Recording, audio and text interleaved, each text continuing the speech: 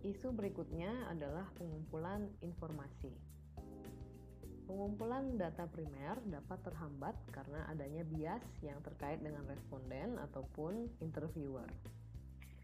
Masalah yang utama dalam penyebaran kuesioner adalah responden yang tidak ingin merespon undangan survei dikarenakan alasan keengganan untuk berbicara dengan orang asing atau ketakutan atas kerahasiaan data pribadinya dan bias-bias budaya yang lain.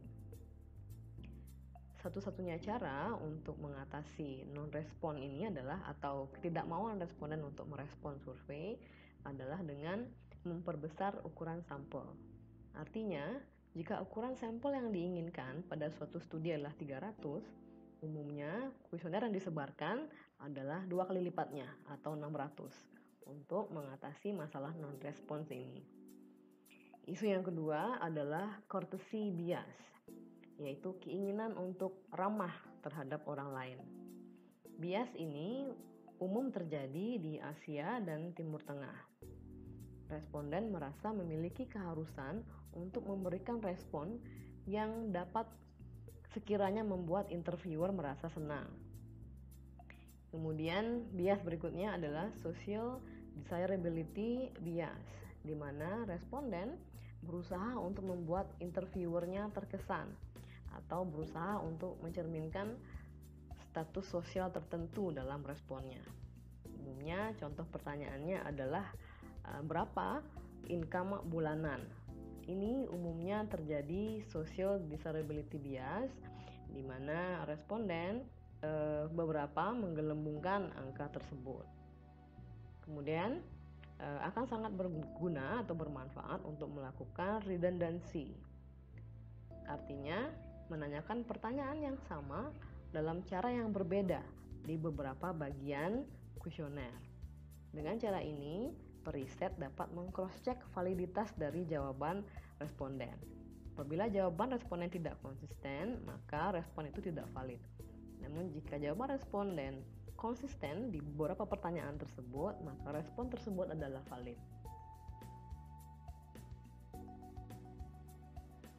Metode riset berikutnya untuk memperoleh data primer adalah riset observasi.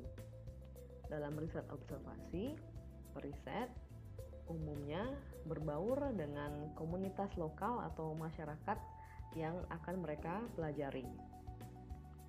Tujuan utamanya adalah untuk memperoleh informasi yang bermanfaat dengan cara berpartisipasi dalam keseharian dari orang-orang atau komunitas yang dipelajari.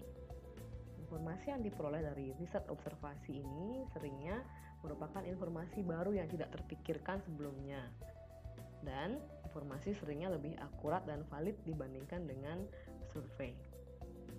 Slide berikutnya mengilustrasikan atau menggambarkan bagaimana Nokia mempergunakan riset observasi untuk mempelajari komunitas di target marketnya untuk mendesain mobile phone yang baru.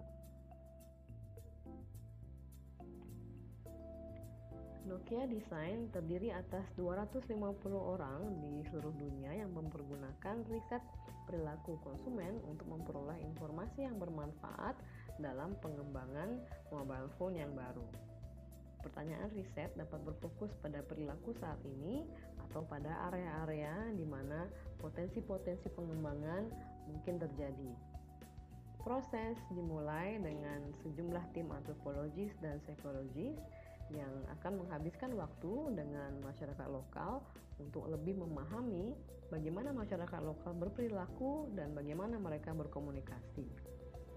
Informasi yang diperoleh dari riset observasi tersebut akan membantu Nokia untuk menemukan pola-pola perilaku yang baru yang terjadi di masyarakat dan kemudian akan diterjemahkan menjadi desain produk yang baru. Satu studi mengamati bagaimana perilaku orang-orang dalam men-sharing suatu objek. Untuk studi ini, Nokia memilih 2 budaya, yaitu Indonesia dan Uganda.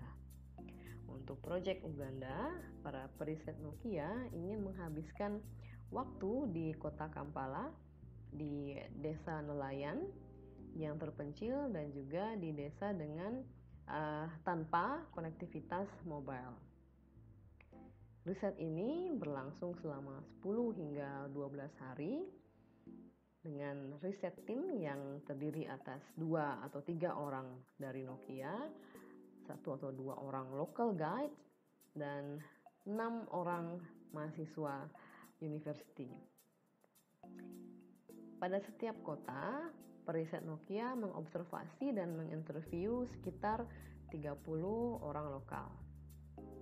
Salah satu temuan yang cukup mengejutkan dari riset tersebut di negara berkembang tersebut adalah bahwa asumsi di mana mobile phone atau telepon dimiliki dan digunakan oleh satu orang saja ternyata tidak benar. Karena adanya hambatan biaya, maksudnya adalah harga handphone yang cukup mahal, sehingga mobile phones di negara berkembang ini seringnya dibagi atau dipergunakan secara sharing. Sebagai hasilnya, Nokia mendesain telepon yaitu Nokia 1200 dan 1208 dengan penggunaan sharing sebagai prioritas utamanya. Telepon ini berisikan address book yang dapat di-sharing sehingga para user dapat menyimpan kontak-kontak mereka secara terpisah dari kontak-kontak orang lain. Dan terdapat fitur call tracker yang memungkinkan setiap orang untuk melakukan preset time atau cost limit pada setiap panggilan, hingga dapat mengeset berapa lama mereka akan melakukan panggilan tersebut dan berapa biaya yang mereka akan keluarkan di panggilan tersebut. Fitur lainnya termasuk keypad untuk melindungi telepon dari debu dan juga special grip yang memudahkan pegangan handphone agar tidak terlepas untuk coping dengan kondisi cuaca yang panas. Kemudian satu kali klik center atau center yang dapat diaktifkan dengan hanya satu kali touch atau klik jika terjadi power outage atau listrik yang padam. Dan demo mode juga disediakan untuk memfasilitasi para pengguna agar dapat mempelajari dengan cepat bagaimana menggunakan telepon tersebut. Bahasan berikutnya adalah memanfaatkan internet dalam riset pemasaran global. Internet tidak diragukan lagi merupakan sumber data sekunder yang paling lengkap dan terbesar, dan juga internet merupakan sumber yang berbiaya murah. Dalam hal riset untuk memperoleh data primer, biaya rendah dari survei online dibandingkan dengan survei offline jelas-jelas merupakan faktor pendorong utama di balik peningkatan dari riset pasar global yang dilakukan secara online. Bahasan berikutnya adalah pro dan kontra terkait pemanfaatan internet dalam riset pemasaran global. Keunggulan yang pertama adalah sampel dalam jumlah yang besar mungkin dapat dikumpulkan dalam waktu yang cukup singkat. Kedua adalah akses global dari internet, di mana internet telah diakses oleh masyarakat secara global. Keunggulan yang ketiga dalam hal biaya, di mana di banyak kasus survei online dapat dilakukan dengan lebih murah dibandingkan dengan menggunakan metode-metode survei lainnya. Dan juga biaya seringnya tidak terkait atau terikat dengan skala riset, di mana survei berskala besar tidak membutuhkan biaya yang jauh lebih besar dibandingkan dengan survei berskala kecil. Keunggulan keempat adalah anonimitas, di mana responden dapat menjadi anonim. Hal ini bermanfaat untuk topik-topik yang sensitif, di mana responden cenderung enggan untuk melakukan interview face-to-face. Keunggulan berikutnya adalah dalam proses analisis data, di mana data yang diperoleh dari survei online dapat langsung di-load di alat statistik yang dipergunakan, sehingga periset tidak perlu lagi menginput secara manual data yang diperoleh dari survei. Hal ini menghemat waktu dan juga menghemat tenaga. Keunggulan berikutnya adalah online research atau survei umumnya dapat diselesaikan dalam waktu yang cenderung singkat. Berikutnya kita akan bahas mengenai kelemahan dari internet dalam riset pemasaran global. Yang pertama dari segi infrastruktur, di mana di banyak negara akses terhadap internet masih sangat terbatas, di mana tidak semua masyarakat memiliki akses internet, sehingga menyulitkan pemasar untuk melakukan riset secara online. Kelemahan yang kedua adalah keterwakilan sampel. Untuk survei website random atau untuk email survei, keterwakilan dapat menjadi suatu isu. Katakanlah suatu periset melakukan stratified sampling yang menginginkan responden dalam persentase tertentu, yaitu responden dengan pendapatan bawah 20%, menengah bawah 20%, menengah atas 25%, dan pendapatan di skala atas 25%. Namun hal ini akan sulit dilakukan jika menggunakan random website survei, di mana responden yang mengisi survei belum tentu dapat memenuhi persentase yang diinginkan oleh periset. Kelemahan yang ketiga adalah masalah waktu yang dibutuhkan untuk mendownload halaman survei. Berikutnya adalah permasalahan teknologis seperti alamat email yang tidak benar atau koneksi internet yang buruk. Berikutnya adalah low response rate atau tingkat respon yang sangat rendah. Respon dapat sangat rendah mempergunakan internet survei, di mana para responden tidak ingin mengisi survei atau responden dapat berhenti di tengah-tengah survei. Kelemahan berikutnya adalah mungkin dapat terjadi multiple response atau beberapa kali respon dari responden yang sama. Artinya responden mengisi suatu kuesioner lebih dari sekali. Umumnya ini untuk kuesioner atau survei-survei yang menawarkan hadiah.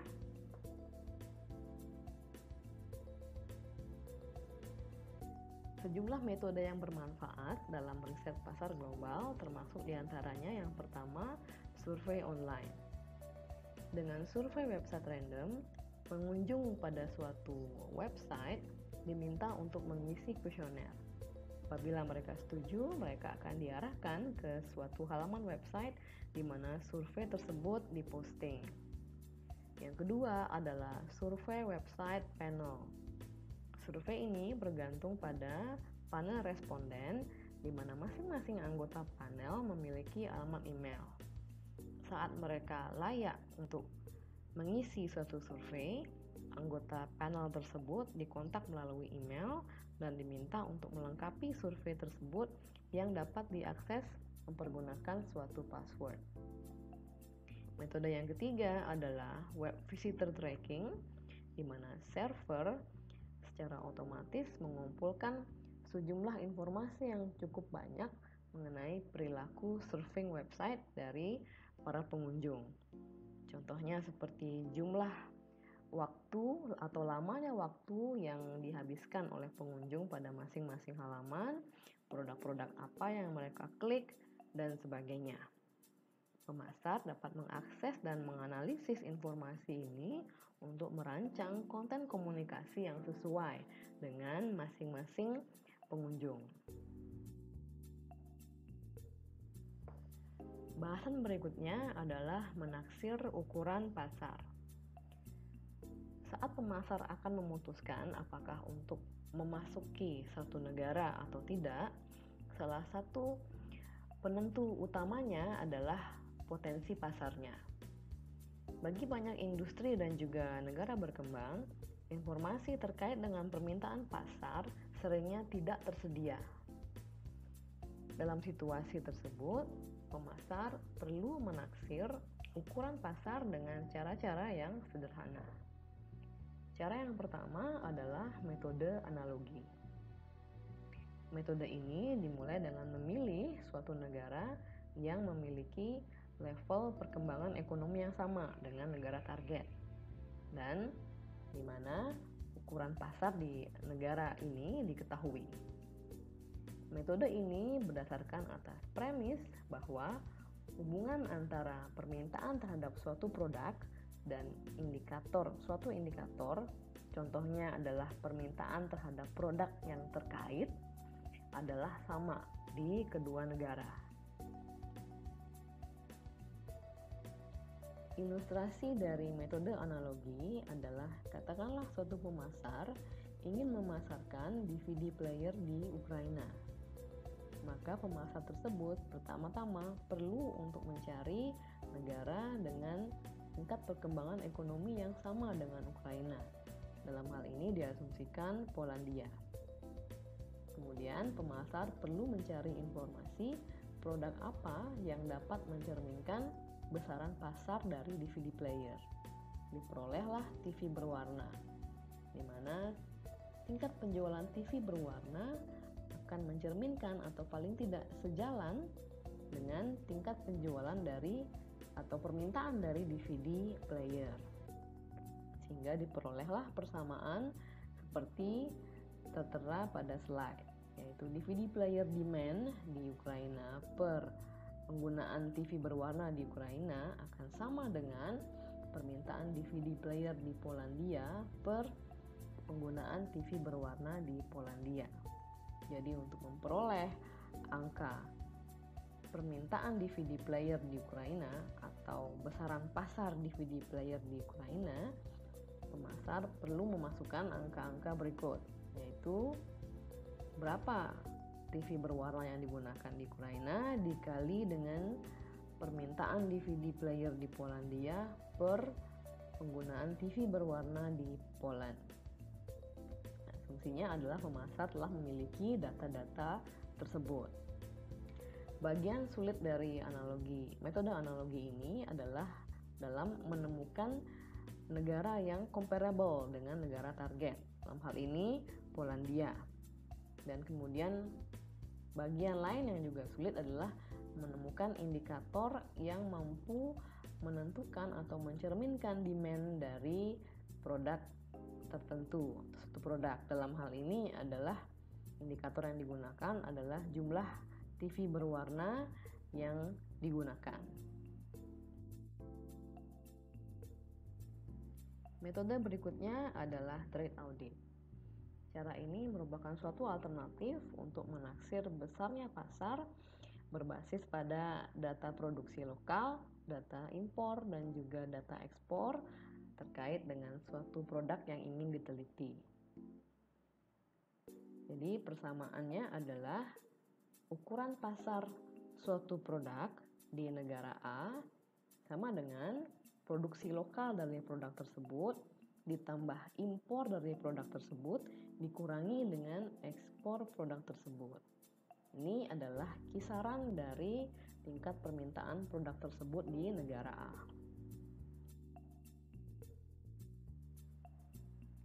Metode berikutnya adalah metode chain ratio. Metode ini dimulai dengan angka dasar sebagai estimasi dari ukuran pasar suatu negara. Katakanlah seluruh populasi dari suatu negara. Angka dasar ini kemudian dikurangi dengan mengaplikasikan string atau change untuk memperoleh estimasi potensi pasar yang lebih akurat. Untuk mengilustrasikan prosedur ini, mari kita lihat perhitungan ukuran pasar potensial di Jepang untuk produk Nicorette gum. Nicorette gum adalah produk substitusi untuk rokok atau nikotin yang dipasarkan oleh GlaxoSmithKline. Total populasi di Jepang katakanlah 127 juta. Kemudian target pasar dari Nicorette adalah perokok dewasa. Dan penduduk yang berusia 15 sampai 64 tahun atau yang dianggap dewasa di Jepang adalah 67,5% dari populasi total di Jepang. Kemudian smoking rate di Jepang adalah sekitar 31%. Artinya 31% dari orang dewasa merokok. Mempergunakan chain ratio method, kita kemudian dapat memperoleh estimasi dari potensi pasar Nicorette di Jepang sebagai berikut. Dalam gambar ditunjukkan bahwa metode dimulai dengan total populasi yaitu 127 juta. Ini kemudian dikalikan 67,5%, yaitu adalah jumlah orang dewasa di Jepang, sehingga diperoleh angka 85,6 juta orang. Angka ini kemudian dikurangi lagi dengan string, yaitu 31%, di mana tingkat atau rate smoking di Jepang atau jumlah orang yang merokok di Jepang adalah 31%. Sehingga dikalikan dengan 31%, diperolehlah angka 26,5 juta orang. Jadi ini 26,5 juta ini adalah taksiran dari potensi pasar Nicorette gum jika memasuki pasar Jepang. Metode berikutnya adalah metode analisis regresi. Untuk melakukan regresi, pemasar pertama kali perlu memilih sejumlah variabel yang mempengaruhi tingkat permintaan dari produk yang dimaksud. Pemasar kemudian mengumpulkan data atas variabel-variabel tersebut dan juga ukuran pasar di sejumlah negara di mana produk tersebut sudah dipasarkan. Dengan data-data tersebut, pemasar kemudian dapat mengkalkulasi dan menghasilkan suatu rumus regresi yang memungkinkan pemasar untuk menghitung dan memprediksi ukuran pasar di negara target. Ilustrasi dari analisis regresi adalah sebagai berikut. Katakanlah suatu perusahaan elektronik XYZ yang berbasis di Eropa mempertimbangkan untuk menjual DVD player di negara-negara di semenanjung Balkan. Perusahaan ini kemudian mengumpulkan informasi atas penjualan tahunan DVD player di 15 negara Eropa di mana mereka telah memasarkan produknya. Sebagai variabel prediktor, perusahaan memilih dua variabel. Yang pertama adalah GDP per kapita atau produk domestik bruto per kapita dan jumlah TV berwarna yang telah beredar di masyarakat. Mempergunakan data-data tersebut sebagai input, yaitu data penjualan DVD player, data GDP per kapita, dan data jumlah TV berwarna yang beredar di masing-masing dari ke-15 negara tersebut, kemudian diperolehlah persamaan regresi sebagai berikut, yaitu penjualan DVD player secara tahunan sama dengan 13,3 ditambah 2,43 dikali per kapita income ditambah 1,25 dikali jumlah TV yang beredar. Jadi untuk memperoleh taksiran dari besaran pasar di negara target, pemasar tinggal memasukkan angka-angka yang diperlukan dalam rumus berikut, yaitu jumlah income per kapita di negara target dan juga jumlah TV berwarna yang beredar di negara target. Bahasan berikutnya adalah teknologi informasi pasar terbaru. Yang pertama adalah Point of Sale Store Scanner Data. Perusahaan seperti AC Nielsen mengumpulkan data pergerakan penjualan dari rekaman scanner checkout di sejumlah toko retail. Data ini kemudian diproses untuk menghasilkan informasi mengenai pergerakan penjualan mingguan dan pangsa pasar dari masing-masing merek. Yang kedua adalah behavior tracking, yaitu mempergunakan software untuk men-track aktivitas-aktivitas yang dilakukan oleh pengguna internet.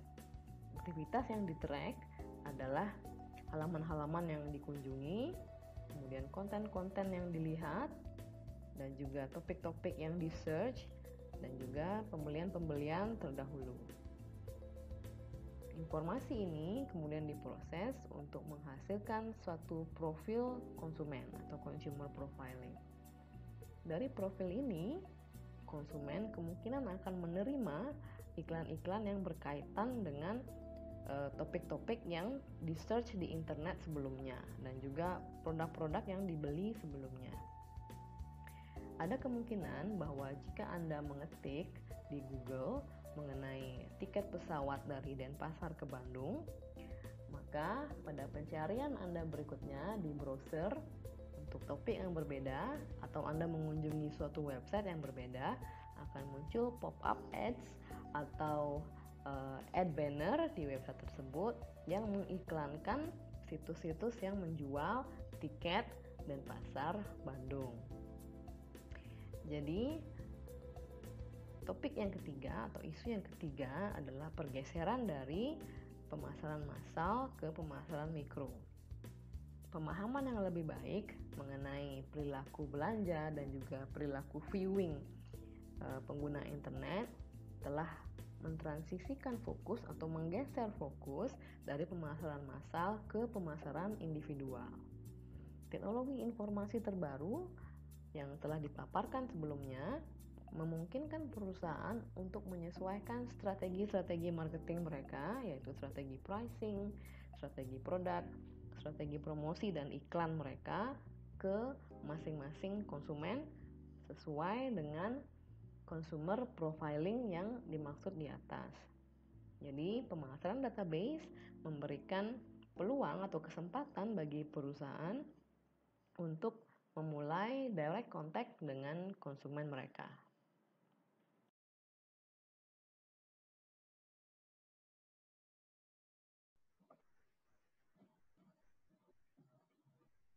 Demikian paparan saya pada chapter ini. Semoga dapat diterima dan dipahami dengan baik. Kita berjumpa kembali di video berikutnya. Terima kasih atas atensinya dan selamat sore.